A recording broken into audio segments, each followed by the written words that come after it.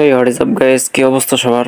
আশা করি সকলে ভালো আছেন। সো অনেকে আমাকে রিকোয়েস্ট করেছিলেন যে ফেসবুক আইডি থেকে ব্ল্যাক বেজটা কীভাবে রিমুভ করবেন। আমি কিন্তু আমার অলরেডি দুইটা ভিডিওতে দেখিয়েছি যে ব্ল্যাক বেজ কীভাবে সেট করবেন এবং ইমোজি কীভাবে সেট করবেন। সো অনেকে আবার সেট করার পরেও চাচ্ছেন যে সেটা রিমুভ করবেন। অনেকে আমাকে রিকোয়েস্ট করেছিলেন, মেসেজেও জানিয়েছিলেন। আজকের ভিডিওতে আমি দেখাবো যে কীভাবে আপনারা ব্ল্যাক বেজগুলো বা ইমোজিগুলো মাত্র এক ক্লিকে রিমুভ করবেন। সো এই কাজটি করার জন্য আপনাদের আবারও সেই ব্রাউজারের প্রয়োজন হবে। প্লে স্টোর থেকে ভিয়া ব্রাউজারটি ডাউনলোড করে নেবেন। প্লে স্টোরে গিয়ে সার্চ দেবেন VIA লেখা সার্চ দেওয়ার পর এই ব্রাউজারটা পেয়ে যাবেন। আপনারা ওইখান থেকে ইনস্টল করে নেবেন। নেওয়ার পর এখানে ঢুকবেন। এইখানে ঢোকার পরে আপনি আপনার যেই আইডি থেকে ব্ল্যাক বেজ অথবা ওই ইমোজিগুলো রিমুভ করতে চাচ্ছেন সেই ফেসবুক আইডিটা এইখানে লগ ইন করে নেবেন। সো ফেসবুক লেখে সার্চ দেওয়ার পরে আপনাদেরকে লগ ইন করে নিতে বলবে, আপনারা অবশ্যই লগ ইন করে নেবেন। সো আমি আমার আইডিটা এখানে লগ ইন করে নিয়েছি। জাস্ট প্রোফাইলে চলে আসলাম। প্রোফাইলে চলে আসার পর আপনারা এখানে দেখতে পাবেন আমার এই আইডিতে ব্ল্যাক বেজ সহ কিন্তু ইমোজি সেট করা আছে। আমি জাস্ট এক ক্লিকে এটা রিমুভ করে দেখাবো।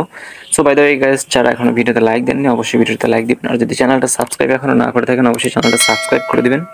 আর যদি ভিডিওটি ফেসবুক পেজ থেকে দেখে থাকেন অবশ্যই ফেসবুক পেজটা ফলো করে দেবেন। সো এখানে ভালো করে লক্ষ্য করুন, এখানে কিন্তু ইমোজি সেট করা আছে প্লাস ব্ল্যাক বেজ। সো আমি কিন্তু আপনাদের লাইভ প্রুফ দেখাবো এটা রিমুভ করে। সো তার জন্য এখান থেকে ব্যাক চলে আসতে হবে। ব্যাক চলে আসার পর এইখান থেকে একদম উপরে 3 লাইন মেনু দেখতে পাবেন, এইখানে ঢুকতে হবে আপনাদের।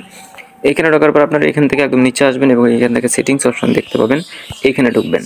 সো এইখানে ঢোকার পর আপনারা কিন্তু এরকম একটি অপশন শো হবে। আপনারা এখান থেকে see more in account centre এখানে ক্লিক করে দেবেন। সো এখানে ক্লিক করে দেওয়ার পর কিন্তু আমাদের সামনে এরকম ইন্টারফেস শো হবে। আমরা অবশ্যই এখান থেকে প্রোফাইল আইকনে ক্লিক করে দিব। সো প্রোফাইল আইকনে ক্লিক করে দেওয়ার পর আমাদের সামনে আবার ইন্টারফেস আসবে। আমরা এখান থেকে আবারও প্রোফাইল আইকনে ক্লিক করে দিব। সো তারপরে কিন্তু আমাদের সামনে এরকম ইন্টারফেস শো হবে। আমরা এখান থেকে জাস্ট নেম অপশনটা দেখতে পাবো, এখানে ক্লিক করব। সো এখানে এসে হয়তো অনেকে দেখতে পাচ্ছেন যে এভাবে নাম চেঞ্জ করা যাবে না, তাহলে এটা চেঞ্জ করবেন কীভাবে? এখানে যদি নাম চেঞ্জের অপশনে ট্যাপ করেন তারপরও নাম চেঞ্জের অপশন দিবে না, কারণ আপনারা যখন ব্ল্যাক বেজ বা ইমোজিটা সেট করছেন তখন নাম চেঞ্জ আকারে এটা সেট হয়েছে, যার কারণে এটা কিন্তু 7 দিন পর এটা চেঞ্জ করা যাবে। কিন্তু না, আমি জাস্ট এক ক্লিকে এটা সেট করে দেখাবো। অর্থাৎ আমি জাস্ট এক ক্লিকে এই ইমোজি প্লাস ব্ল্যাক বেজগুলো রিমুভ করে দেখাবো। সো তার জন্য কী করতে হবে? সো তার জন্য আপনারা এইখান থেকে অবশ্যই চেঞ্জ অর্ডার অফ নেম এইখানে ক্লিক করে দেবেন। এইখানে ক্লিক করে দেওয়ার পরেই কিন্তু দেখতে পাচ্ছেন আমাদেরকে কিন্তু আমাদের পূর্বের নামটি এখানে দিয়ে দেওয়া হবে। এখানে কোনো ইমোজি বা ব্ল্যাক বেজ থাকবে না।